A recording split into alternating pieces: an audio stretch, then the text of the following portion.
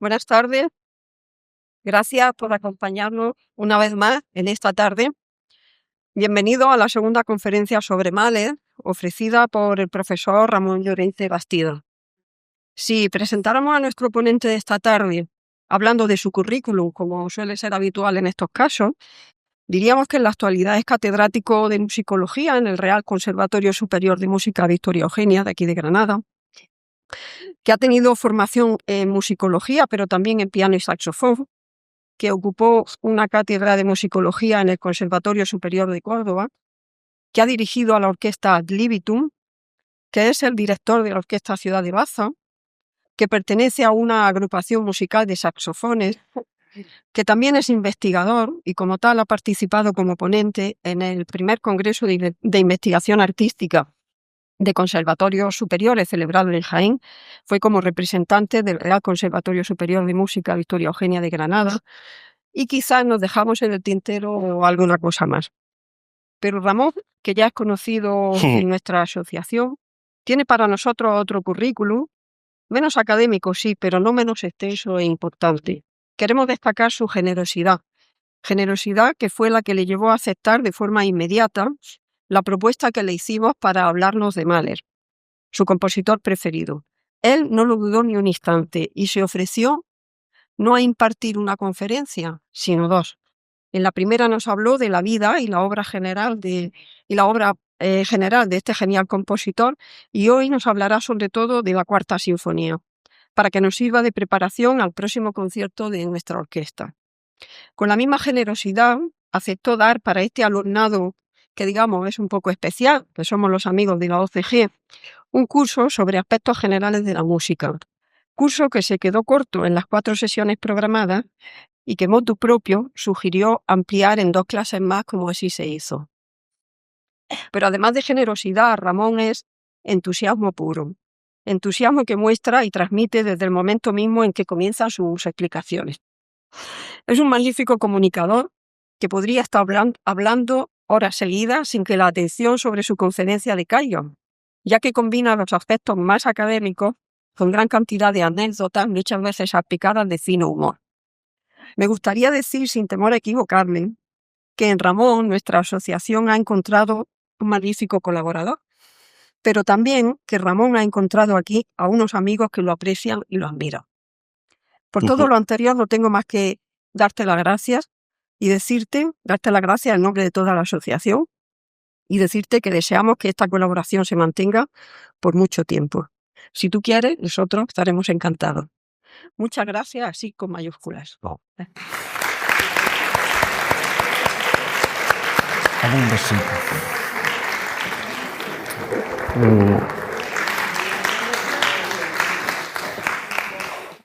Vaya, ya empieza uno medio emocionado, ¿no? Y yo que soy de lagrimilla facilona. Bueno, buenas tardes, me alegro muchísimo de volver a veros. Hoy, la verdad, estoy un poquito ahí de bajón, me dura medio minuto, pero vamos a intentar qué tal.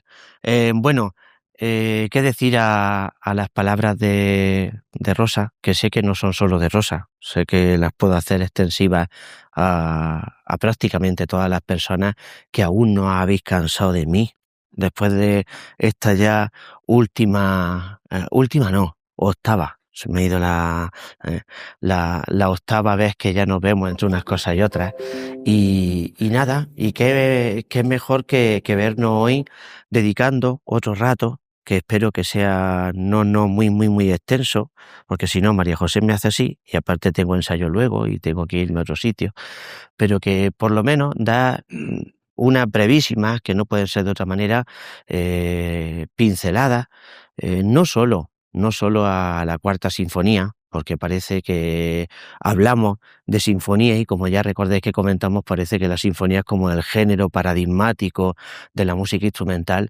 La obra de la primera parte del concierto de mañana y pasado es una obra extraordinaria, los Rieke Lieder, las 5 canciones sobre sobre poemas de Friedrich Rieke, es una obra extraordinaria, y yo lo que he pretendido hoy, si os parece bien, luego ya sabéis que podemos abrir turno de preguntas, las dudas que tengáis, si nos dejamos algo en el tintero, yo que sé, a partir de abril estoy más desocupado, yo lo que queráis.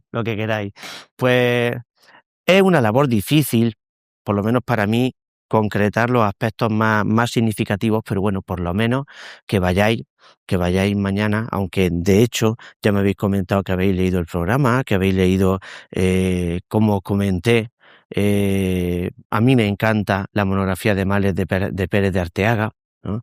Y aunque haya cosas que a lo mejor todavía se nos escapen, cosas muy técnicas, la verdad es que creo que como a mí hace muchos años me enganchó como algo apasionante y creo que es muy fácil engancharse por Mahler, ¿no? Eh, la última vez y la primera que hablamos sobre este compositor, recordéis que hicimos pues un trazado general de sus aspectos biográficos, de su producción musical más significativa, y claro, hablar solamente de su producción y en concreto de estas dos obras, pues puede quedar un poquito desconectado de la importancia vital que tiene de qué está aconteciendo estos años precisamente, coincidiendo con inicios del 900, casi, tal cual, en esta época, en Mahler y en su faceta principal, que sabéis que no era la de compositor, sino que era la de director de orquesta. Y yo pues quiero también estos años, pues por lo menos daros una idea general de qué está aconteciendo, ¿no? La Cuarta Sinfonía y los Rique Lieder son dos obras que tradicionalmente se consideran del periodo intermedio del compositor austrohúngaro. Su primera obra, primera sinfonía, segunda sinfonía, hasta la tercera, que sabéis que ya tuvisteis la ocasión de escuchar primera y tercera en el ciclo Mahler. También escuchamos quinta, la que viene inmediatamente después de estas obras, que también es un cambio importante y es muy cercana en el tiempo, pero estamos hablando de obras que Mahler compone y que piensa en algunos años, en el caso de la Cuarta Sinfonía, pues desde el primer movimiento que compone, que precisamente es el último de la sinfonía, lo compone como un lead, orquestal autónomo, pues hay prácticamente 10 años en un proceso que mayoritariamente hace en un año, en un verano. No sé si recordáis esa expresión de compositor de verano. Él mismo se hizo autodenominar compositor de verano, porque trabajaba prácticamente todo el año en unas condiciones que eran pues absolutamente, draconianas. Era trabajar una barbaridad. Si nos vamos un par de años antes del estreno de esta obra y de la creación completa de esta obra, pues Mahler, como músico, ha logrado lo que podríamos decir hoy día que sería el sueño de cualquiera de los mejores directores de orquesta del mundo en aquella época. Consigue ser el director titular de la Ópera de Viena, uno de los puestos, no en aquella época, y ahora os explico un poquito qué es lo que pasó, no era hasta que llegara Mahler, ya ni mucho menos parecía, según dicen los cronistas en la época, una sombra de lo que había sido décadas antes la Ópera de Viena, pero como institución era algo importantísimo. Y en 1897, al poquito de cumplir 37 años, Mahler, después de una trayectoria que no es ni mucho menos meteórica, en el sentido de que de un año para otro llega allí, recordáis cómo Mahler empezó a dirigir prácticamente con 18 años un sitio pésimo, otro menos malo, otro regulero, otro mejor, hasta que estuvo pues en Hamburgo, estuvo en Budapest y estuvo en centros operísticos importantísimos. Ir a Viena, a la ópera, suponía un prestigio grandísimo, pero también era un problema bastante grande que estuvo motivado fundamentalmente y dos escollos grandes que tuvo que superar. Uno de ellos, que parecía menor, pero que lo era la edad. A mucha gente le chocó que una persona con 37 años recién cumplidos, solamente con 37 años, se convirtiera en el director titular del teatro de ópera más importante del mundo. El otro problema, ¿cuál era? ¿Cuál creéis que podría ser? Era judío, ¿no? Y ser judío sí que era un problema gordo en una época en la que no había oficialmente nada escrito, pero no había ningún no cristiano que pudiera ocupar un puesto oficial en el Imperio Austrohúngaro y en buena parte de los países germanoparlantes. ¿Qué pasó? Pues que, y de hecho Pérez de Arteaga tiene algunas anécdotas que recoge en su libro muy interesantes, algunas de ellas me gustaría compartirlas, aunque a lo mejor las conocéis. William Ritter, el artista, el escritor suizo, también estudió algo de música con Bruckner en Viena. Es el ejemplo, y dejó escrito el ejemplo del profundo antisemitismo que había en aquella época, pero sin embargo nos encontramos como todos se rendían unánimemente a las capacidades que tenía Mahler como director de orquesta. Y leo un breve texto que dejó Ritter, dice: por mi parte, yo no renuncio a impugnar nada porque yo estoy atrapado por Mahler como lo fue por Heine la emperatriz Isabel.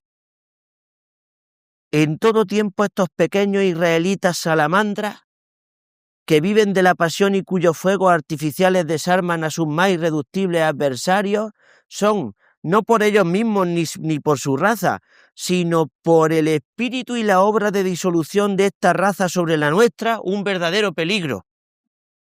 Pero hoy, de buen grado o por la fuerza, y seguramente más por la fuerza que de buen grado, yo acepto el genio de Mahler. Dice, estas palabras son el acto por el que yo católico, yo tradicionalista, yo antisemita, rindo mi arma ante la obra de este brujo judío nicheriano.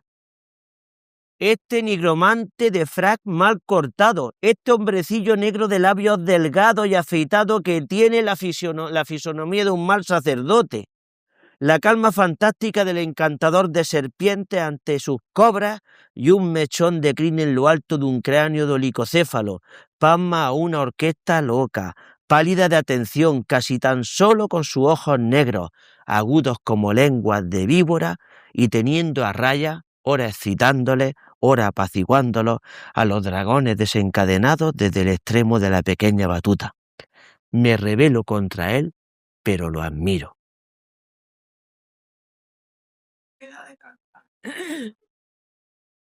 Tela, ¿eh? Y ese era el sentir de buena parte de la sociedad. Otro escritor de la época, Arnold Lieberman, recogió una de las anécdotas de Mahler. Dice, de joven fue rechazado de un teatro a cuenta de su nariz judía. Cuando años después, y a raíz de su fama, el mismo teatro le ofreció el puesto de director, Mahler telegrafió negándose con este texto: rechazo, ofrecimiento, stop, nariz sin cambios.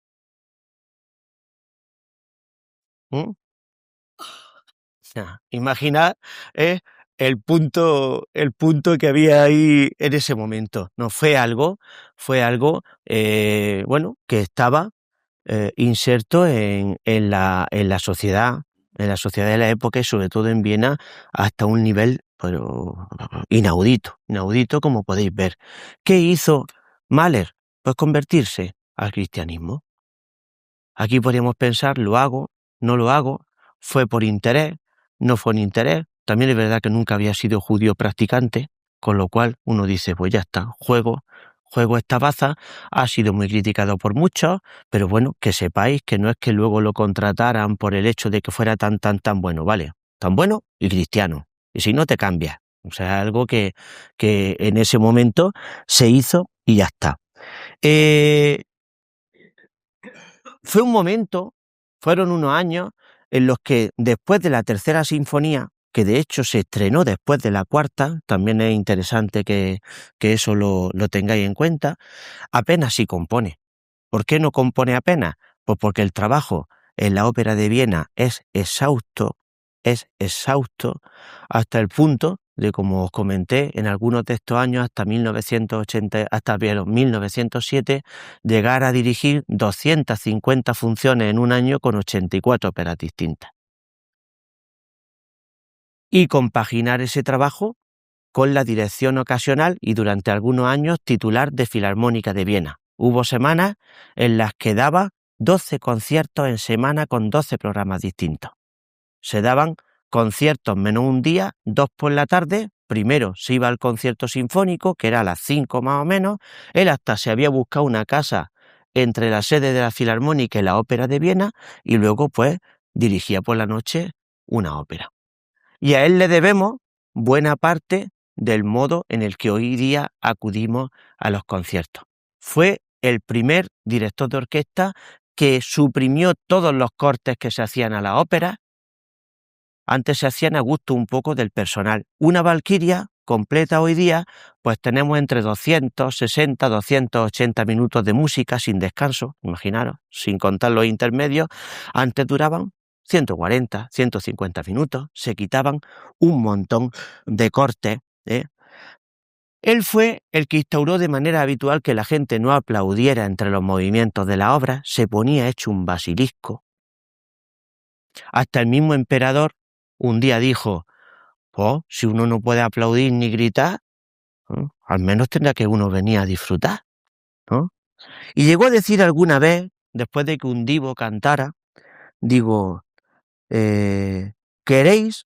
Dice una vez, dice, bajó las luces al subir el telón, impidió los aplausos y a voces dijo esto: queréis honrar a una artista con vuestros gritos y lo que hacéis es destrozar una obra de arte.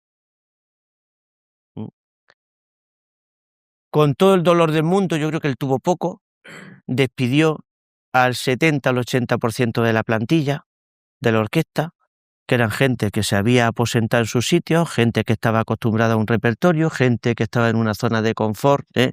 Hizo algo que se tomaron malísimamente los cantantes, los obligó a ir a los ensayos. En vez de ir al último ensayo general, allí tú te tiras todos los ensayos y aunque no estés cantando, tú allí escuchando y atendiendo, ¿no? Y estableció unos niveles de precisión tremendos. Esa carga de trabajo, pues, le hizo decidirse finalmente por tomarse esos periodos vacacionales en los que se iba de Viena. De hecho, aquí estableció, ahora os enseño la otra, su segunda casa de composición, cerca de Eslovenia, en un lago al sur, ¿no? Se hizo construir la denominada casa de composición. Luego tenía la casa donde vivía la familia durante ese tiempo, pero él se iba en medio del bosque, mirad qué lugar, y prohibía expresamente que nadie fuera a molestarlo, y allí tenía un piano, la ventana y no sé cuánto, y una mesa y el punto de trabajo, ¿no? Y allí no lo molestaba absolutamente nadie, ¿eh? Esa conexión que vimos íntima con la naturaleza, que va a ser recurrente y que va a estar presente a lo largo de toda su obra. Ya había tenido una casa de composición antes, en otro lugar, y esta fue la casa de composición en la que se forjaron pues prácticamente todas las grandísimas obras a partir de este periodo. Como os digo, se liberó un poco cuando, después de un tiempo simultaneando la titularidad de las dos formaciones, de la Ópera de Viena y de la Filarmónica, pues contrataron a un director joven también, que tampoco ha tenido muchísima repercusión en el mundo de la dirección, pero también él no lo vio mal del todo, porque aquí empezaron también los problemas de salud que lo llevaron a una muerte prematura con poco menos de, creo que no había cumplido 51 años todavía, o lo acababa de cumplir pues en 1911. Él, cada vez, y con los nervios que pasaba, con los ensayos tan fatigosos, con tantísimas horas de trabajo, pues tuvo problemas de hemorroides grandísimos, tuvo unas hemorragias que lo llevaron a varias operaciones, y parece ser que a raíz de alguna infección no bien curada, pues tuvo ya siempre ahí el virus, tuvo por ahí una infección que lo tenía casi siempre con problemas de garganta, bajo de defensa, y pues eso es lo que hizo también que cuando ya se acrecentó con un problema en el corazón, pues muriera en una época bastante, o con una edad siendo bastante joven. De hecho, es curioso que aquí hay un retrato de la época. No penséis que está ni mucho menos, esto está estudiado cinematográficamente con los figurantes. ¿Cuántos años le echáis ahí? ¿Mm? Tiene 39 años. Y no aparenta ni mucho menos la edad que tiene.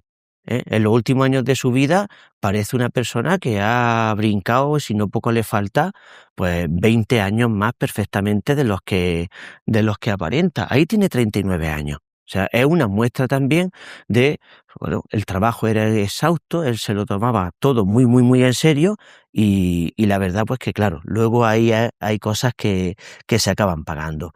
Un poco para que veáis algo pues mirar, este cuadro, este no es un cuadro, es un dibujo, es más o menos de la época de la que estamos hablando, ¿no? Y está retratando a ese demonio judío, ¿no? Que nos pone este hombre como si fuera nada más lejos de la realidad, ¿eh? Este era, pues, en la época en la que prácticamente compone esta obra, el edificio de los más importantes que ve en la época, la Hofoper de Viena, y Viena se quejaba de que no tenía una calidad musical, ¿no? Como he dicho, la ópera pues ya ni siquiera medio a la altura del edificio y de la grandeza que tenía una Viena que, como dice, por ejemplo, Stefan Zweig, se iba cayendo a pedazos poco a poco, que iba quedando un poco más que una caricatura de lo que había sido la Gran Viena décadas antes, ¿no? La ópera era dirigida pues por maestros, algunos maestros muy importantes. De hecho, Richter era el maestro de la ópera, pero empezó a tener desavenencias con sus músicos y bueno, mientras que nos llevamos con los músicos bien, todo va divino, pero cuando los músicos ven que no se alcanza el nivel tampoco necesario, dura lo justo para buscarte otro. Y fue un poco también lo que pasó aquí, ¿no? El estilo de dirección de Mahler, pues mirar si era curioso, si era efervescente, si era demoníaco, y era pues poco menos que acababa poseído, que mirar qué caricaturas salían en los periódicos de la época, de la intensidad con la que miraba, de cómo parecía que tenía, ¿veis? 1, 2, 3, 4, 5, 6 brazos, movía tanto los brazos que le hacen las caricaturas como si unos gestos muy, muy, muy, muy exagerados en muchos casos. Podríamos también hablar de la técnica de dirección, los dos mejores o los dos más famosos directores que además coincidieron muchas veces en Viena eran Mahler. Ateniendo a estos dibujos, estas caricaturas, ya podéis ver por dónde iba, y los hay peores todavía, con los ojos ahí que se le van a saltar. Y luego otro era un joven, 4 años menor que él, Richard Strauss, otro de los grandísimos músicos, que hasta desde joven se sentaba en su silla, se metía una mano en el bolsillo y con la otra marcaba el 4x4. Que hay fotos por ahí y vídeos de 1940, porque Strauss murió en el 49, y la gente pensaba que es que dirigía así, porque era mayor y ya no estaba el hombre para trotes. No, estuvo trotando así toda la vida. Y sin embargo era de los mejores. Es el ejemplo de dos estilos de dirección totalmente, totalmente distintos, ¿no? Sin embargo, en otros aspectos eran también muy diferenciados. Imaginaros las escenas de ver a Mahler y Strauss con sus respectivas mujeres viniendo de las afueras de Viena, de la merendilla, se iban con la merienda y hay anécdotas. Bueno, la mujer de Strauss parece que tenía Strauss más tieso que lo tenía pero tela. Y una vez en una conversación, Mahler era muy desprendido con el dinero y sin embargo Strauss, y ella dijo: parece mentira, si no os conociéramos, nadie adivinaría quién es el judío y quién es el cristiano, ¿no? Porque era muy distinto en muchas cosas. Pues os he traído eso, la casa de verano, un poquito por recordar. Pues pasamos desde fotos que vimos la primera vez, algunos de vosotras no vinisteis, para que vierais, pues, desde las primeras fotografías. Esta fotografía también era un poco la carta de presentación. Cuando se mandaban currículum, te hacía una foto en algún sitio y era, pues venga, que me vean. Además, hasta ese pedazo de barba está pensada para dar la impresión de que eres más serio y mayor y por lo tanto más confiable que un chico que tiene 22 años. en esta época. Aquí ya estas gafas, que no lo abandonaron nunca, son fantásticas, ¿eh? Conforme va avanzando también se vuelve mucho más sofisticado. Mirad qué gafas, yo no sé cómo yo no podría ver con eso, pero bueno, en fin, aquí cada uno que haga. Y pues como algunas, mirar la última foto que se conserva de él, viniendo en el barco de vuelta de Estados Unidos unos días, prácticamente una semana antes de morir. Se vino ya enfermo y esta es una foto, una instantánea, que le captaron con Alma, con su mujer, en el este. Esta es la primera casa de composición. Veis que sitios más rancios, así cualquiera se concentra, ¿eh? En Steinbach, aquí hizo la primera sinfonía, aquí hizo parte de la segunda, las primeras canciones del muchacho del cuerno mágico, y mirar pues si daba otro montón de siluetas, donde veis está aquí sus ojos, como lo han representado ahí, que parece casi un fantasma, ¿no? Y esa intensidad con la que dirigía. Mirar está buenísima. Con motivo del estreno de una de las sinfonías ya posteriores, creo que estará la sexta o séptima sinfonía, y no se le ha ido ni hasta el sudorcillo por aquí y esa cara de estar como poseído, mientras que te aparece la locomotora, mientras que aparece la campana con la señal de los piratas. Esto era, ni mucho menos se hacía en muchos casos por la admiración, sino porque había muchísimos críticos a su obra. Aquí ya, miradlo, qué caricatura en la que parece, pues, en la que está ahí, están caricaturizando cómo utilizó tantísimos instrumentos de percusión en la Sexta Sinfonía, y está retratado pues como el loco que está ahí experimentando, veis, con el pie dándole para que le suene la corneta, esto es muy, muy, muy, muy curioso, ¿no? Y claro, el compositor sí tendría muchas críticas, pero también es verdad que era consciente de que estaba pues marcando un hito en buena parte del desarrollo de la música en Centro Europa en aquella época, ¿no? Después de establecerse, de pasar estos años, pues ya sí, que coincidiendo con finales de 1899 y 1900, se van configurando la mayor parte en estos años de las dos obras del programa que ocupan el concierto de mañana, las 5 canciones sobre poemas de Richter. Si queréis ponerle nombre, cara a este hombre, este es Friedrich Richter, un autor de varias generaciones anteriores. Era, por ejemplo, el preferido de Liszt, le encantaba a Liszt este escritor, y aunque tiene pues una producción muy, muy, muy amplia, ha sido conocido sobre todo por la musicalización de algunas de sus obras por parte de Mahler. No es la única obra que musicaliza, las 5 canciones sobre algunos de sus poemas, ahora veremos de qué va también la cosa, sino que también, bueno, aparte de estos poemas, los más conocidos, quizás seguramente os suenen, lo habréis visto, lo habréis escuchado alguna vez, son los Kindertotenlieder.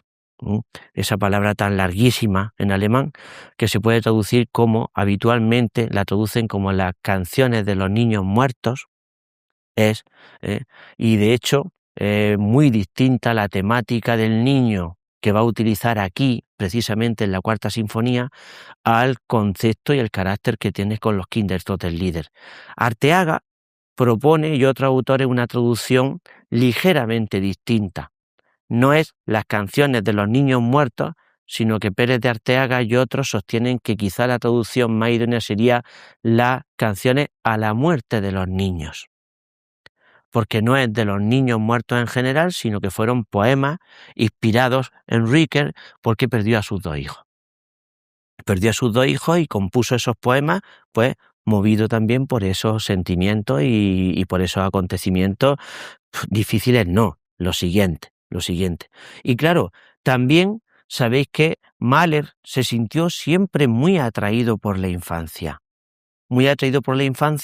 y por ese carácter fúnebre de la infancia. Él, al final de su vida, se lo contaba más adelante a Alma. Alma está a punto de aparecer aquí en su historia. No ha aparecido todavía, pero le falta nada, y es también muy importante porque es la que completa el último de los poemas de Richter y recordar la primera sinfonía con esa marcha fúnebre hecha con una canción popular. Él contaba cuando era mayor cómo soñaba siendo ya muy adulto y veía en sueños como si hubiera sido algo absolutamente del día anterior, los féretros de sus hermanos, sacándolos de casa porque sabéis que murieron muchísimos, una gran cantidad de sus 14 hermanos, creo que llegaron a edad adulta a solo 4. Creo recordar que de 14 hermanos. Y para una persona pues con esa sensibilidad tan grandísima, pues eso le costó mucho.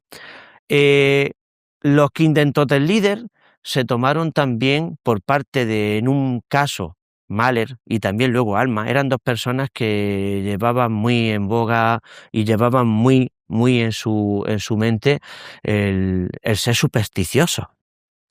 Y recuerdo que una vez le dijo a Alma que no debería haber tocado esos temas, que esos temas atraían la desgracia.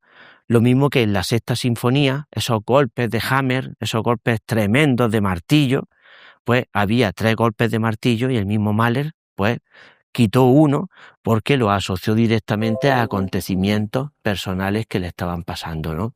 El matrimonio vivió precisamente esta desgracia también, cuando ya tenían 2 niñas. La niña mayor, María, murió con 3 años, creo que tenía, o 4, y la menor, Ana, casi muere también. O sea que encima, y precisamente, uno de los pocos comentarios que ya destrozó totalmente el matrimonio, si no estaba ya hecho trizas, de Alma y Gustav, es que Alma le dijo: ve lo que ha pasado, te dije que no debía haber hecho eso, que no debía haber tentado la suerte componiendo esa obra con esa temática. En fin, luego ya, pues, acontecimientos diversos pasaron, pero que ahí estuvo la cosa, ¿no?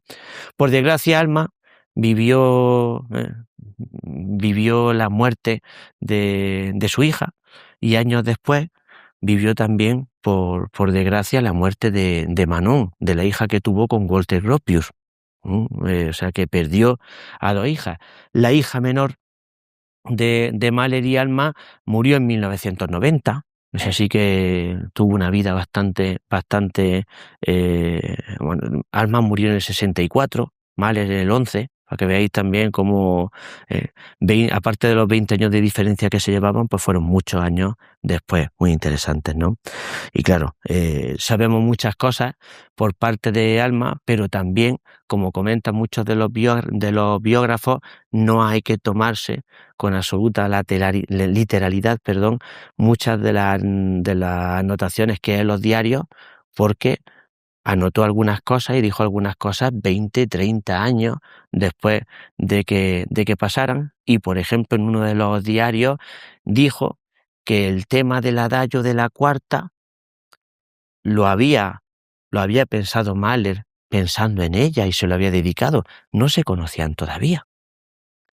Sabéis que cuando pasan los años, la verdad es la que fue o la que recordamos o la que hemos creado. Sabéis que la realidad se va modificando. Pues en el caso de Alma pasa un montón. Sí que es verdad que le dedicó algunas de las páginas más famosas, pero esta precisamente no. En cuanto a las obras que nos ocupan, por no detenernos tampoco mucho en esto, hemos explicado a lo largo de estas sesiones pues lo que es un Lied, que sabéis que es una canción que generalmente tuvo su desarrollo máximo en el siglo XIX, aunque la canción como tal existe desde que existe la música prácticamente, y que pues los 2 tipos de líder más importantes que hubo en el XIX, el primero y el más habitual y el más numeroso fue el Lied, generalmente con acompañamiento de piano, pero que sobre todo, a raíz de la figura de Hugo Wolf fue un compañero de Mahler, no se llevaron bien. En la época de estudiantes tuvieron un problema gordísimo. En la época de Viena tuvieron otro más gordo todavía. Hugo Wolf compuso una ópera. Mahler fue a hablar con su amigo. Estaba peleado con él, pero le interesaría para que se le estrenara. Mahler hizo algún comentario mínimo de nuevo con la ópera. El otro se volvió a cabrear hasta el punto de que le dio un medio brote psicótico y lo detuvieron por la calle dando voces diciendo que iban a echar a Mahler, que él iba a ser el próximo titular de la Filarmónica de la Ópera de Viena y que no sé qué, que no sé cuánto, ¿no? Entró en una crisis, obviamente no solo por esto, el hombre ya iba y murió al poco tiempo. No se sabe si luego le dio remordimiento a Mahler, pero el caso es que poco antes de pasar un año de morir Wolf, estrenó la ópera Mahler. Por cierto, sin ningún éxito, como ya parece que le aventuró Mahler cuando lo que quiso fue darle algunos consejos de instrumentación, de no sé cuánto, que el otro, por supuesto, no aceptó. Sabéis que muchas veces se acepta esto más mal que bien, todos estos consejos que se hagan. Pues esta obra, solamente algunos datos para que sepáis, mañana de hecho he leído yo también el programa que ha hecho Justo Romero, el de mañana, un programa fantástico que os explica mucho mejor que yo, os va a explicar de qué va la obra y muchas cosas, pero por lo menos que tengáis unas nociones básicas y si queréis podemos escuchar algunos fragmentos para que os hagáis una idea de cómo va la cosa, ¿no? Y bueno, los 5 líderes o las 5 canciones se compusieron prácticamente todas en 1901. A veces la fecha de composición sabéis que se asume como la de estreno, pero a Mahler le pasaba muy habitualmente que era un músico que, aun siendo un director de orquesta tan extraordinario, no siempre estrenaba o tenía la posibilidad de estrenar las obras cuando las componía. De hecho, no tuvo en muchas de las obras el éxito que hoy le atribuimos de manera internacional. La cuarta sinfonía fue la que en el estreno dejó más descolocado a Mahler. ¿Sabéis por qué? Porque ni gustó ni la gente se enfadó. La gente se quedó como, pues ya está. Y eso es lo peor que le pudo sentar, la indiferencia. Como se dicen, aunque sea de mi mal, pero que hablen. Y allí llegó, la gente lo escuchó y no tuvo ni vítores de sus admiradores, que ya tenía algunos, pero es que eso casi que le daba igual. Pero es que no soportó que la gente no lo criticara. No soportó que no hubiera críticas en los periódicos por todos sitios despellejándolo. La única crítica que hubo, y que es asumible, era que había hecho una obra programática. Recordáis que hablamos de la sinfonía programática, aquella que tenía una historia asociada generalmente, y lo único que le criticaron era que había hecho una sinfonía programática sin programa.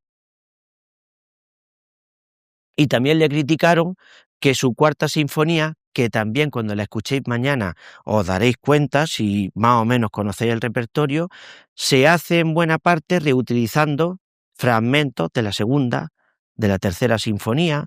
La última parte, que es la que tiene la voz, la que tiene la cantante, es una de las canciones de su ciclo de líder de los más famosos.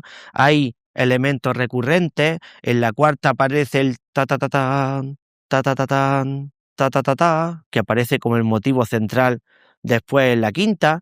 Es muy parecido el adagio de la cuarta, que es fabuloso, al último adagio de la tercera. O sea, hay muchos elementos de unión. Y esas fueron fundamentalmente las críticas. Las críticas que hubo, ¿por qué? Porque al fin y al cabo parece ser que ya medio que asumían el estilo, pero que eso no se sabe hasta cierto punto si es bueno o no, ¿eh? Hay otra anécdota muy interesante en torno a cómo se tiene que tomar uno las cosas que le dicen. Brahms tardó 20 años en estrenar su primera sinfonía, y cuando presenta su primera sinfonía, la mejor crítica que pudo tener, que él no se tomó muy bien, fue que había compuesto la 10ª sinfonía de Beethoven. Es algo. Imaginaros compararos con Beethoven y pensar que sois quienes continuáis la línea beethoveniana, pero de verdad me tiro 20 años para que me digan que soy Beethoven. Y eso pues es algo bueno y no tan bueno a la vez, ¿no? Pues a diferencia de otros líderes que sí que tienen una continuidad. De hecho, los líderes los podíamos diferenciar ¿eh? Pues habitualmente en líderes sueltos, en canciones sueltas, o también a raíz de Beethoven, que es el precursor, los líderes se organizaban en ciclos de canciones que tenían una temática y tenían en algunos casos una línea argumental que tenía bastante lógica. Beethoven es pionero con su Amada Lejana, un grupo de líderes con este nombre. Schubert es de los más conocidos, con La Bella Molinera, el Winterreise, el Viaje de Invierno, con, por ejemplo, El Canto del Cisne. Los dos ciclos de líder de Schumann son fantásticos: Amor y vida de una mujer, Amor de poeta, se enamora de Clara y ya no vive nada más que por ella. ¡Guau! El líder está enamoradísimo todo el tiempo, ¿no? Luego casi se le pasa, pero mientras, pues fueron 200 líderes en 2 años. ¡Qué tío más pesado! No me digáis que no, ¿eh? Pero que quiero ser pianista, pues topa piano. Me enamoro, todo líder, ¿eh? Me desenamoro y ya no soy pianista, porque le tengo celos a mi mujer que toca mejor que yo, pues ya me pongo a componer sinfonías y música de cámara y otras cosas. Un poquito más profundo, pero así, ¿no? Aquí no hay una línea, y él compuso 5 líderes, pero en realidad hizo 4 al principio. O he puesto las traducciones, porque mi alemán es regulero y bueno. No mires a mis canciones, a medianoche, aspiré una fragancia de tilo y me he alejado del mundo. O he puesto aquí el orden en el que los vaya a escuchar mañana, pero según las versiones os encontraréis que el orden es distinto, porque no hay ningún orden establecido. Se publicaron junto con otros 2 líderes de Mahler en una colección de 7 líderes que se llamaron 7 últimos líderes de Mahler. Ya está, se llamaron así. Pero no había un orden. De hecho, en realidad, el orden primero que había, creo recordar que era: no mire a mis canciones, aspiré una fragancia de tilo, me he alejado del mundo, a medianoche, y luego el que hizo fue amar la belleza. ¿Qué pasa? Que el más famoso de todo es este. El lead más famoso de Mahler es el que casi siempre se hace al final, y el primero, que tiene un carácter, pues es cuando se enamora de Alma y esas cosas, pues se suele interpretar el primero, pero por eso os digo, si buscáis versiones en otro sitio, el orden no es exactamente el mismo siempre. El último lead lo compuso cuando ya se había casado con Alma, en 1902, y pues es algo fabuloso, y es el único que hay compuesto para piano. Anécdota: si ya es fuerte el texto de este antisemita profundo que hemos leído antes, pues hasta la historia de algunas partituras es también para echarle de comer aparte. La canción más famosa del ciclo y de Mahler, Me he alejado del mundo, pues resulta que Mahler tenía un gran amigo, uno de los musicólogos más destacados de principios del siglo XX, Guido Adler. Guido Adler tenía una biblioteca absolutamente extraordinaria, una biblioteca tremenda, y Mahler, como muestra de cariño, pese que se habían alejado físicamente, le regaló el manuscrito de la obra. La obra ya se había editado y unos años después se lo había dado. ¿Cuándo vino el problema? El problema vino, sabéis, con el ascenso nazi. Y una de las cosas que directamente le quitaron a Adler como judío, le quitaron toda su biblioteca. Le quitaron toda la biblioteca, que la administraría un abogado, aquí tengo el nombre, aquí lo pone por aquí, Heiserer. Y resulta que Guido Adler murió en 1941 y su hija, que vivía con su hija, fue deportada y murió en un campo de concentración 2 o 3 años después.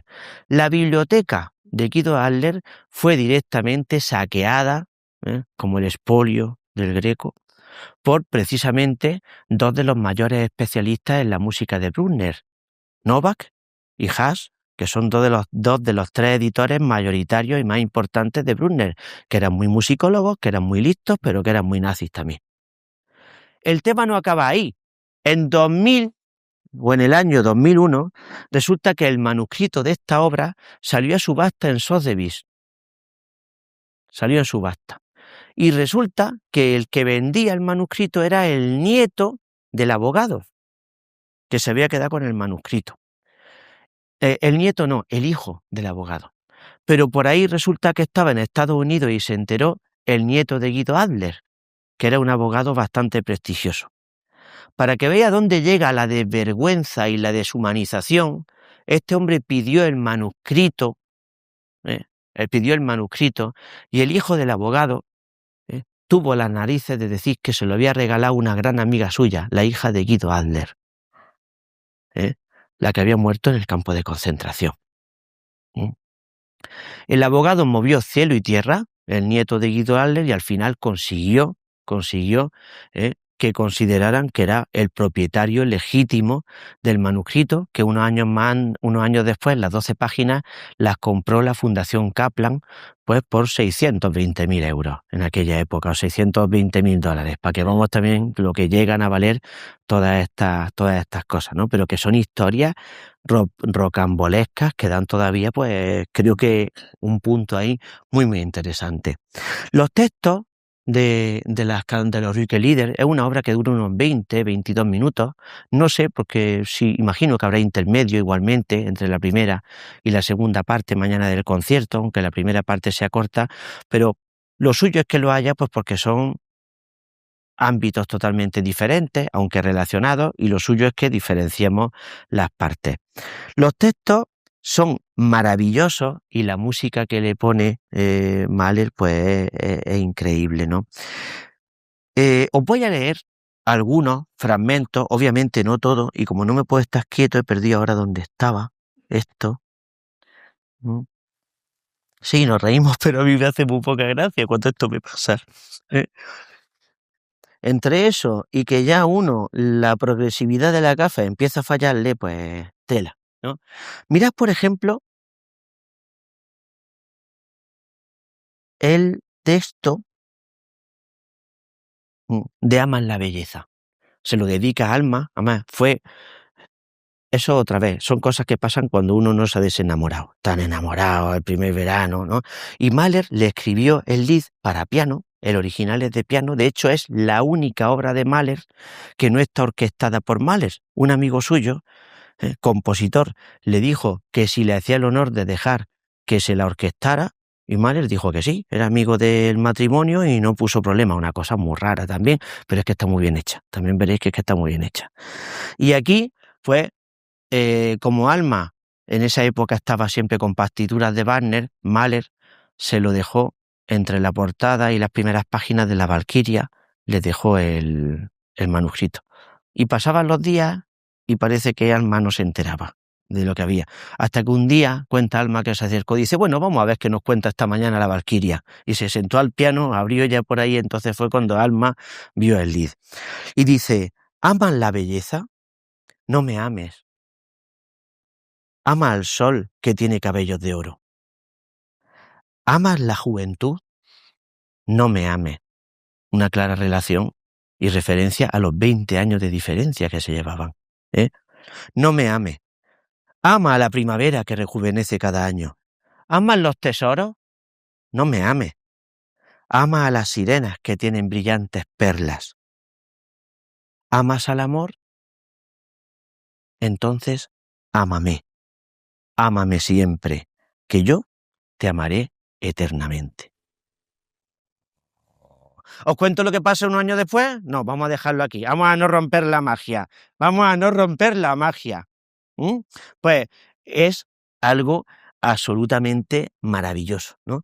Y si queréis, pues podemos ir escuchando algo y bueno, de manera general veréis que este no es el Mahler de los 100 y pico decibelios, no es el Mahler de orquestas gigantescas por variedad de instrumentos, son orquestas muy grandes igualmente, sobre todo en la Cuarta Sinfonía, pero en la Cuarta Sinfonía prescinde del uso de muchísimos instrumentos de percusión, como en otros casos, tiene una sección más reducida, y es la sinfonía que enfada a muchos de nuestros alumnos en el conservatorio, los de trombones y los de tuba, porque no tiene trombones ni tuba. No tiene trombones ni tuba y están deseando que pasen los años para poder tocar Mahler y cuando los llaman para la cuarta y el cabreo les dura un año. De hecho, tenemos un alumno que va a ser el tuba que veréis mañana en los Rookie Leader y dice, vale, voy a tocar Mahler pues para dar 4 notas en la primera parte. Él lo ve de otra manera, ¿no? Pero eso sí, las da como ninguno, ya veréis. Da pocas, pero las da el tío de maravilla, ¿no? Yo he traído, como he hecho otras veces, algunos ejemplos.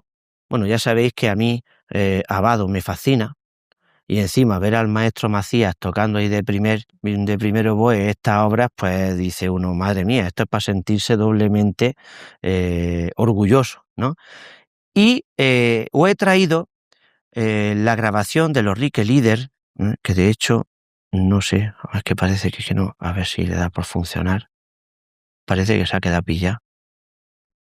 Espera, voy a abrirla otra vez. Os la he traído no porque sea la mejor ni lo otro, sino porque también el complemento visual es muy, muy interesante. Vamos a ver si se abre, que parece que tenemos algunos problemas tecnológicos. Está harto de día ya el ordenador, que no es otra cosa. Desde las 8:30 que empecé, está ya cansado.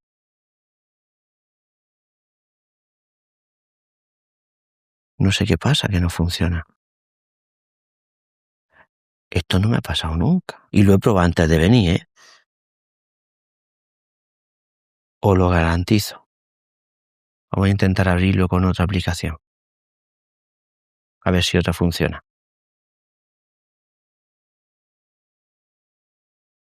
¿No? Qué raro. Esto es rarísimo. Además, está pensando, no quiere que os enseñe esto, quiere que directamente vayáis mañana al concierto y así no hacer spoilers. Yo creo que puede ser eso lo que pasa. Es rarísimo, a ver si tampoco funciona el otro.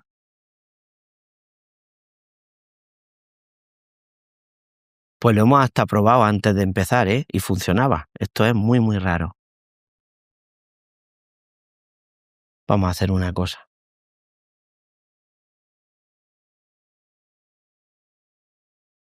Bueno, aquí, mientras que funciona o no, sigo contando, ¿no?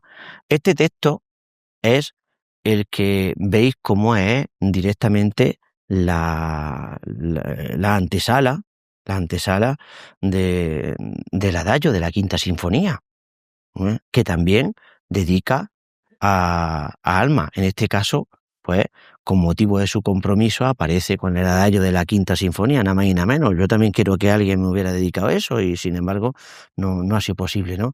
Y mientras que la Cuarta Sinfonía se considera una obra sencilla de escuchar, la que más de la sinfonía, que está plena de vitalidad, de jovialidad, de claridad, pues aquí ya se van anticipando en los líderes alguna temática que va a ir apareciendo cada vez con más frecuencia de un compositor que, aunque está en la cima, un compositor que lo ha logrado todo, un compositor, el ordenador ni se me apaga, un compositor que está felizmente casado, nace una hija, luego nace otra hija, el hombre no está contento. Ahí hay un pozo de tristeza que nunca se va.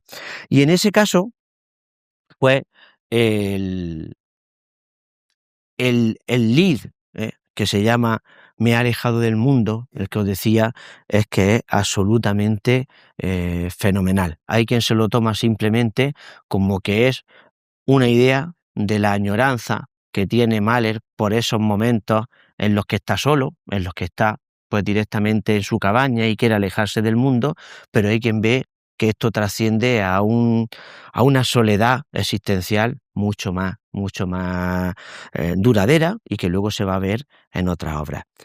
En el texto de Me ha alejado del mundo dice: me he alejado del mundo en el que perdiera tanto tiempo.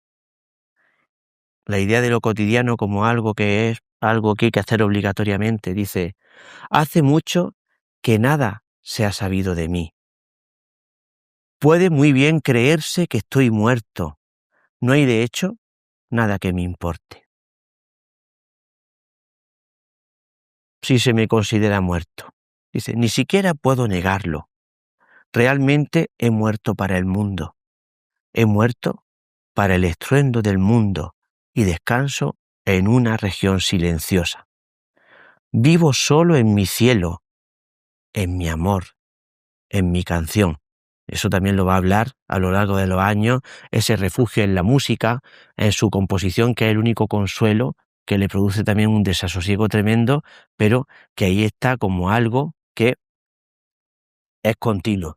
En otros casos, los líderes son muy pequeñitos, son cercanos casi a la idea del box líder, de la canción popular. Estaba el concepto de un lead mucho más serio y otros mucho más reducidos que tenían pues cierta relación hasta cierto punto con lo que era la canción popular. Mirad, por ejemplo, la naturaleza del que se llama Aspiré una fragancia de tilo. Dice, aspiré una fragancia de tilo. En el cuarto había una rama, regalo de una mano amada. Qué adorable era el aroma del tilo. Qué adorable es el aroma del tilo. El brote del tilo que arrancaste tan suave. Aspiro levemente en el aroma del tilo la dulce fragancia del amor. ¿Ves que muchas veces es algo muy, como aquí en este caso, muy de prácticamente una idea muy reducida, que en otros casos, sin embargo, cuántas cosas tengo ya abiertas. ¿Mm? Lo mismo no me va a funcionar en los ordenadores por eso. Y es interesantísima esa variedad que se produce. Ahora ya sí funciona, parece. Porfa, David, no sé si es que hay que hacerle algo o... Saca la clavija y vete al...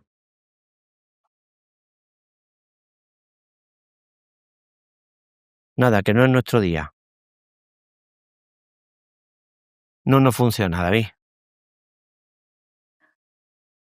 No, el volumen lo tengo a tope. El volumen está a tope. Es que no, la clavija no hace nada. Esta orquesta, no sé si la conocéis, tiene una difusión muy grande en redes, la orquesta de la radio de Frankfurt, es una orquesta muy buena y pues es una garantía también de éxito en la mayor parte de las cosas que os encontréis. Y en esta versión canta Anna Larsson, que es una especialista en Mahler también muy importante, y simplemente pues para que escuchéis algunas cosas. Aquí reduce mucho la plantilla instrumental.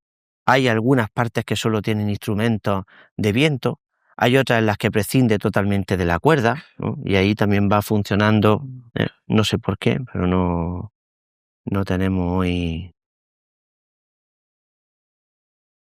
Ahora se ha conectado. Has tenido que acercarte. Sé que es del sonido, sé que no podemos... Gracias, David. Bueno,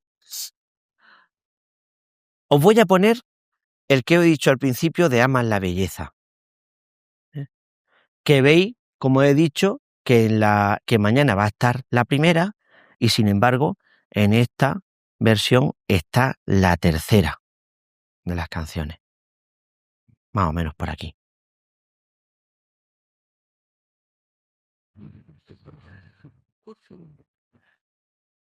Ya me lo he apuntado todo. Sí. Porque si ya encima tengo aquí buscando. Está Anna Larsson y el director es Manacorda.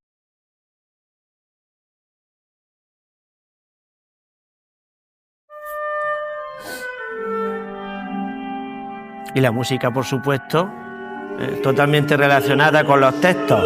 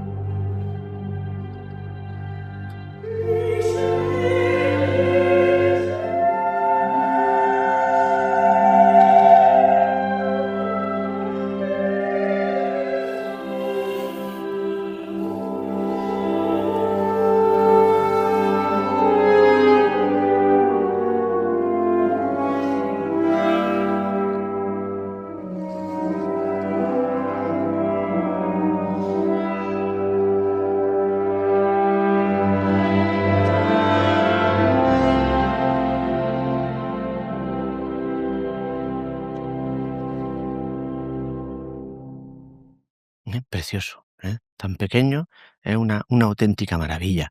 Pero claro, este tiene un carácter muy distinto al que os he dicho antes, o a uno, a mí me encanta este del ciclo, que se llama A Medianoche, que en teoría sería el último, y sin embargo, mañana voy a escuchar en otro sitio y aquí está en otro, el último. Dice, aquí ya se ve también un puntillo como el de antes, en el que no todo es tan alegre, ni todo es tan vital desde un punto de vista positivo. Dice, a medianoche me he despertado y he mirado al cielo. Ninguna estrella en el firmamento me ha sonreído a medianoche. A medianoche he dirigido mi pensamiento más allá del oscuro horizonte. No había un recuerdo luminoso que me consolara a medianoche. A medianoche estuve atento al latido de mi corazón. Solo una pulsación de angustia soplaba en mi ser a medianoche. A medianoche sostuve el combate. Oh, humanidad de tus penas, no pude dominarla con mi propio esfuerzo a medianoche. A medianoche he entregado la obra a tus manos, Señor. Señor de la vida y de la muerte, eres tú quien vela a medianoche. ¿Veis el final? En clara relación con el final de la segunda sinfonía de la Resurrección, o con el adagio del final de la tercera, donde aún no teniendo texto, sí que es la idea de ponerse en manos de un ser superior, elevado de este terrenal mundo, y ahí vemos la continuidad con el último movimiento de la cuarta sinfonía, en la que en boca de un niño, teóricamente, se cuenta lo bien que se vive en el cielo. Es algo absolutamente maravilloso, donde San Pedro te pesca, San Pablo no sé cuánto, Santa Úrsula en la cocinera, y todos los angelitos y todos estamos tan felices. Ahora hablamos un poquito de eso, pero es absolutamente maravilloso. Y por no seguir aquí, por lo menos que veáis algo de lo más interesante, pues el que os he dicho antes, ¿no?, de me he alejado del mundo, es también una absoluta maravilla.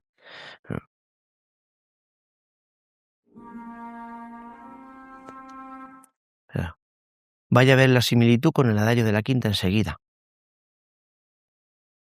Con el arpa y la melodía.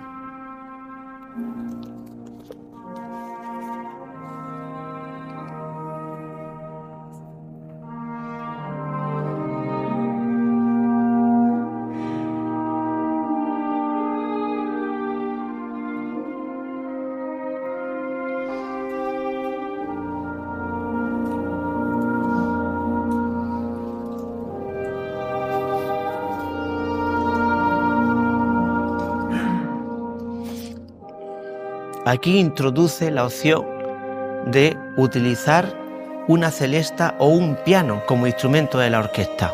Es también un caso único en el repertorio de Mahler, la inclusión de celesta, arpa y también un piano.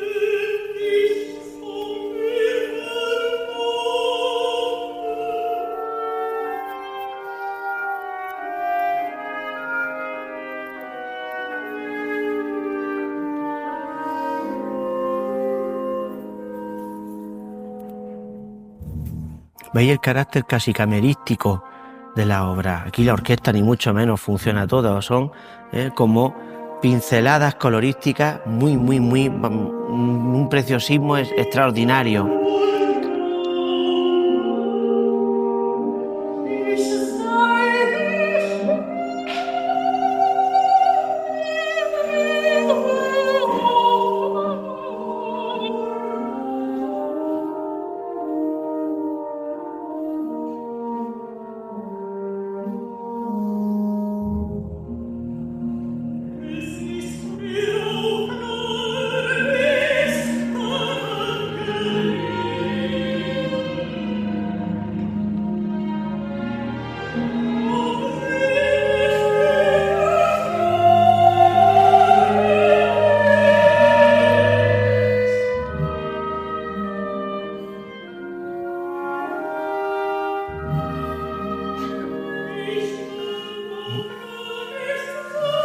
como diría la publicidad, para más, mañana vayan al concierto.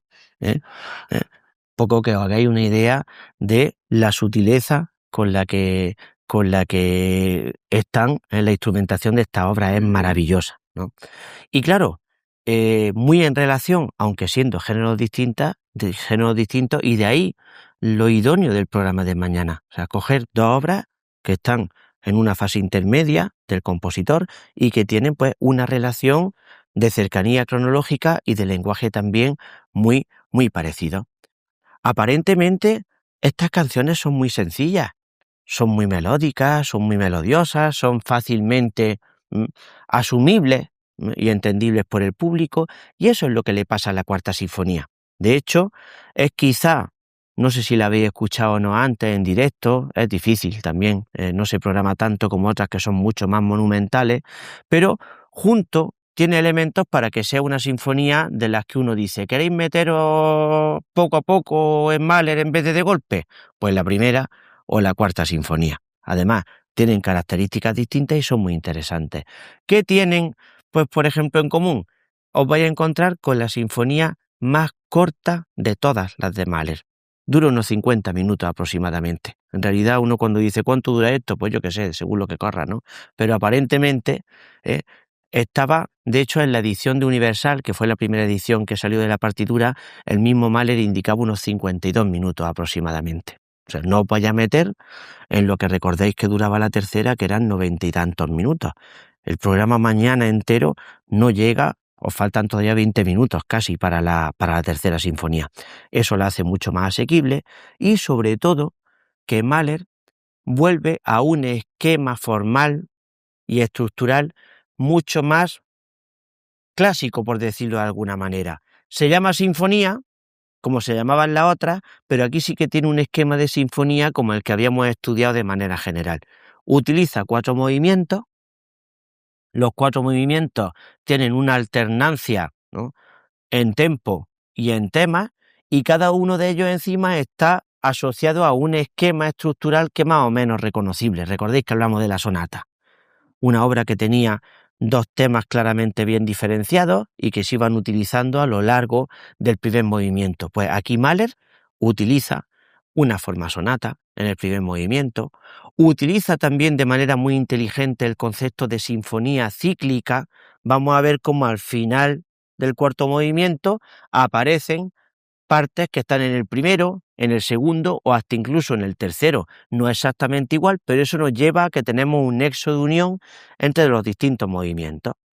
El segundo movimiento, que en las sonatas clásicas solía ser un movimiento lento, y Beethoven también vimos cómo había hecho, y el tercer movimiento, que era el minueto o el scherzo, era el tercero. Aquí Mahler lo pone el segundo, y el segundo es un scherzo, que ya vimos pues lo que era, un tiempo que generalmente un movimiento que tenía pues 3 partes, una parte que podríamos llamar A, otra que es contrastante y luego una repetición, si no exacta o literal, pero Mahler no va a repetirlo literal, obviamente, pero vuelve al tema del principio. El movimiento a mí me fascina y tengo predilección por la música instrumental en vez de por la vocal, he de decirlo, lo siento, Gonzalo, que es el adagio del tercer movimiento. El adagio del tercer movimiento es una de las páginas más bellísimas que se ha escrito, que escribió Mahler. Es una auténtica gozada. Y es un tema con variaciones, que vimos también en lo que consistía. Teníamos una idea temática, iba transformándose en elementos tímbricos, en elementos de orquestación, rítmicos, también armónicos, pero siempre va a haber ahí esa idea que os va a mantener más enganchada y más enganchados en este repertorio que en otros que son pues poco menos, que ya lo hemos visto, mastodónticos.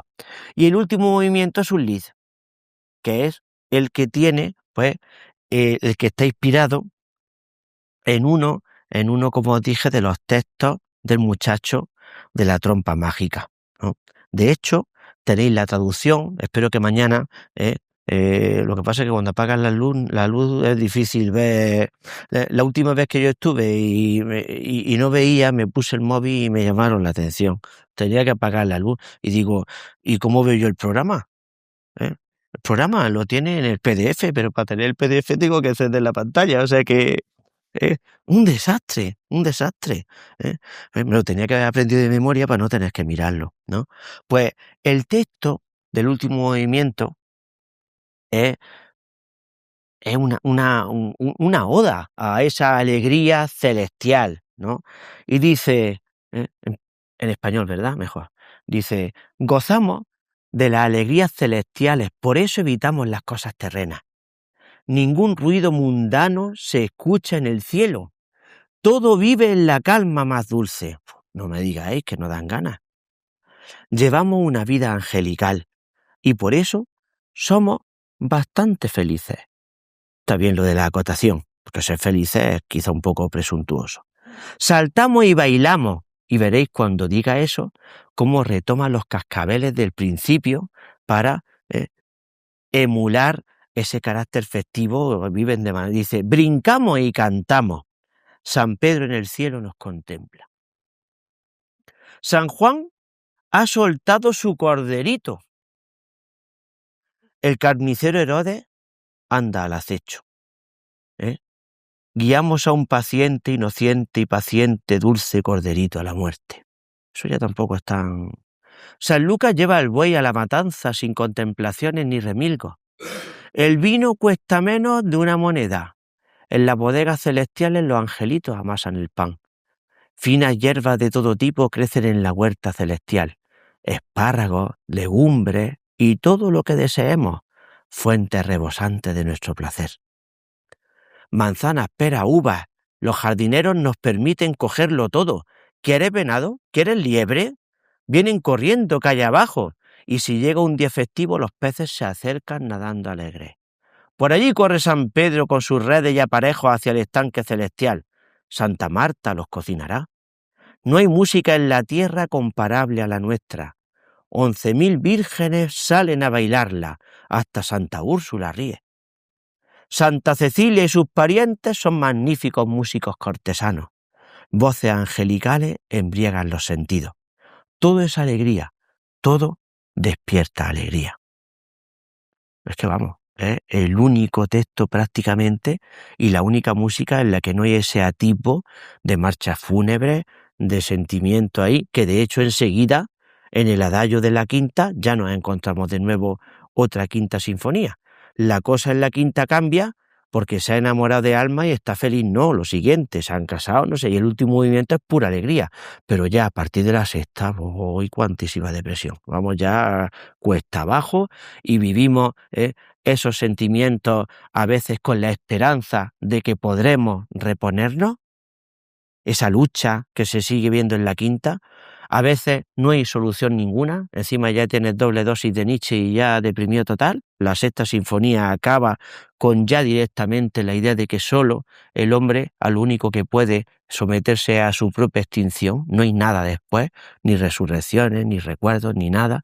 En la séptima se lo toma ya con cierta filosofía, la resignación que también aparece en la novena y en la décima, y la octava es ahí como un oasis en el que vuelve a una plantilla absolutamente gigantesca, con metales fuera de escena, con varios coros, con solistas y con una obra que creo que dura también pues 80 y tantos minutos, o sea, una cosa bárbara. Aquí prescinde de los coros, es música vocal, pero prescinde de los coros, prescinde de varios solistas. De hecho, en la Resurrección había 2 solistas y aquí solo hay una.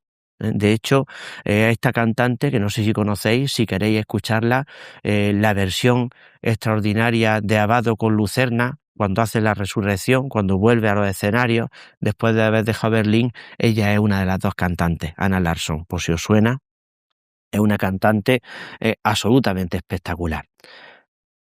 La cuarta es una sinfonía que desde el principio te entra, es fácilmente escuchable, es muy melódica. Veis que la orquesta sigue siendo grande,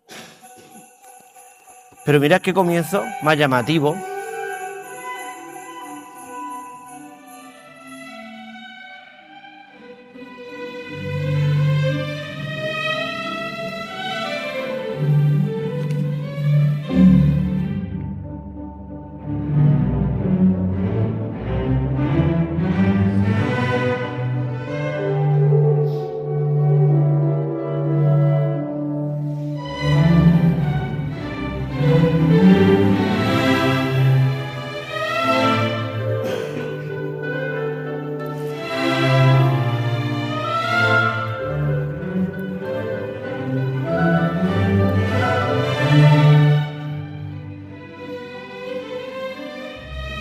De hecho, el tema nos lleva de nuevo a la música vienesa, de los salones del 19. Esta grabación es de 2009, de agosto de 2009.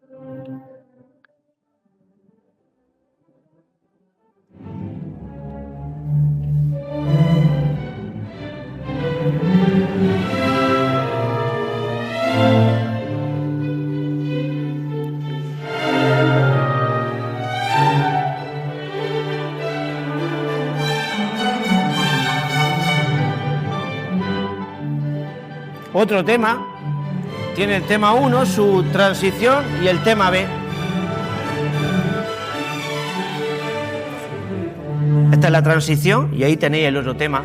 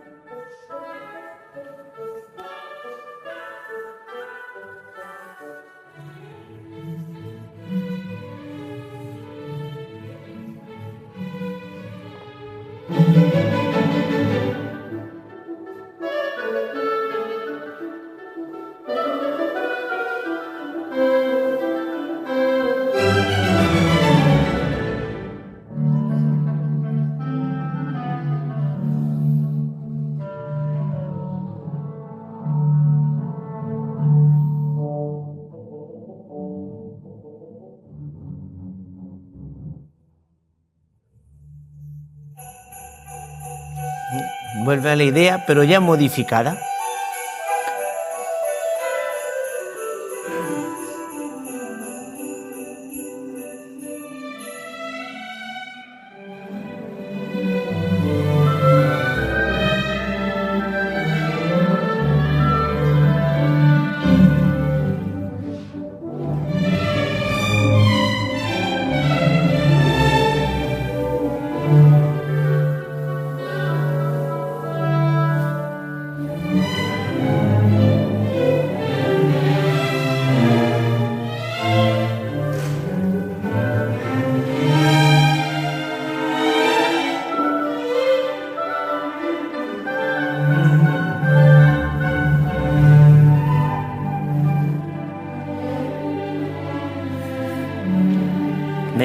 Y hasta la indicación del tempo veis que no hay nada ni acelerado ni nada dramático. De hecho, dice deliberado es el nombre del primer movimiento. Sin prisa. Adecuadamente mesurado. Esas son las indicaciones que te pone Mahler. Lo vaya a pasar de escándalo. No digas que no. ¿Y el adagio? Pues el adagio lo deja uno sin palabras. Creo que estaba aquí, 26. Este hombre se lo está pasando divino, ¿eh?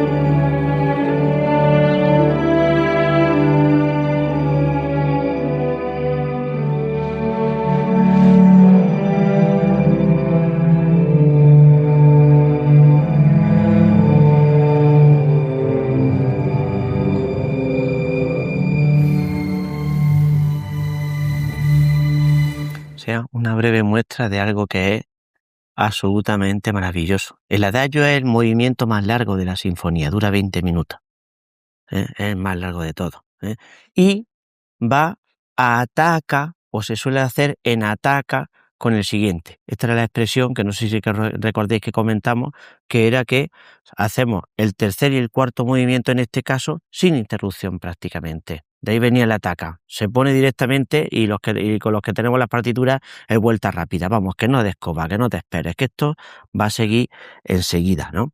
Y pues veis que es largo, como os digo, y ahí es absolutamente fascinante.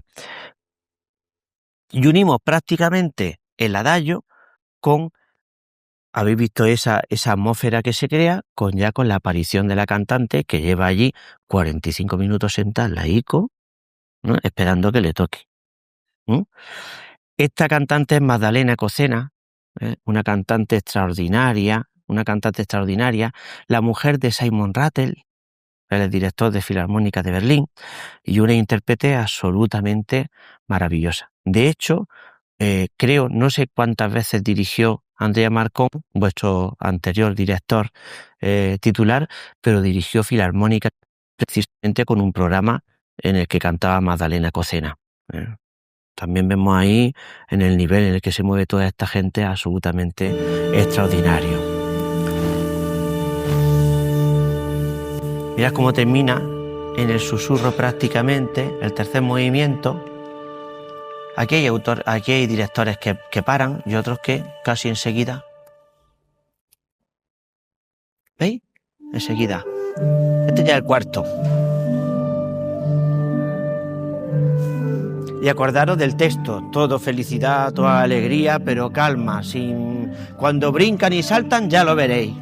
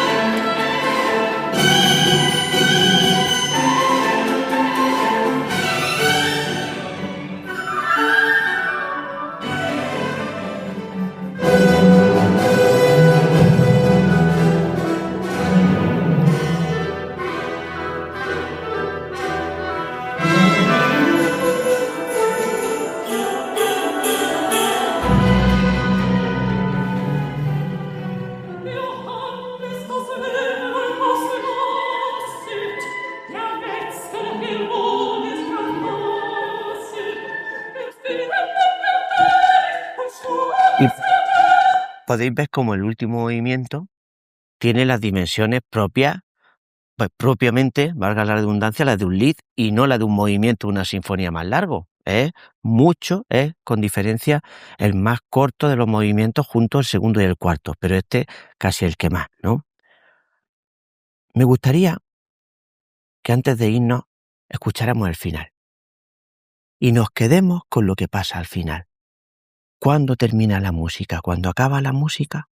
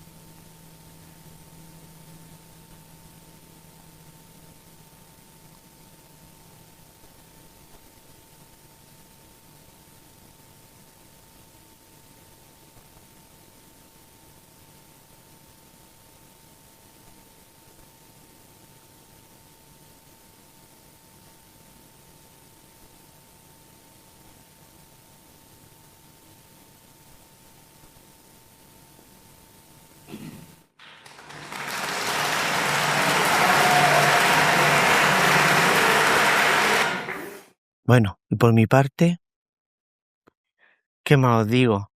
Ha sido un auténtico placer como siempre.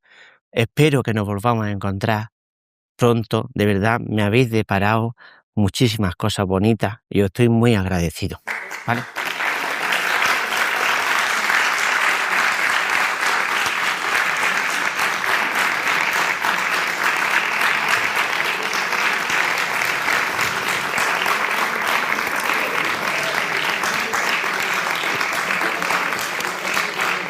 Ya le he hecho gasto, que es el primer día. Muchas gracias.